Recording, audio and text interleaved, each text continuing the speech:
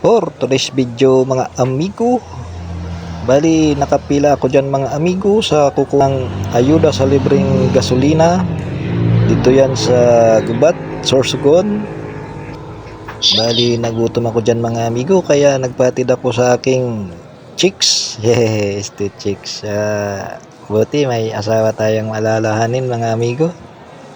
Ay, dinalan pala ako dyan ng pagkain kasi baka magutom raw ako kasi ako nag-almusal bago umalis kanina.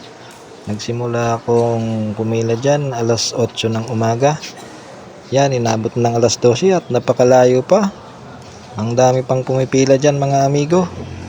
Kaya dinalan ako ng aking hindi ko kasi akalain mga amigo na mabagal pala yung pila mga amigo. Kaya hindi ako nag-almusal kanina. Hindi pala biro ang pipila ka nakukuha ng ayuda. Kaya kailangan sa sunod bago kayo umalis, kumain muna kayo, mag-almusal at magbaon ng tubig gaya nitong napakainit mga amigo. Ayan mga amigo, tilapia lang yung baon natin. Dinala sa ating pagkain, tilapia at saka kanin lang, walang sabaw at tubig lang. Yun, para hindi tayo matumba dyan sa hilo. Grabe, nakapirilang mga tricycle mga amigo. Batog din sa munisipyo. Hanggang dito, hanggang din yun. Para makakuha sin ayudang gasolina libre.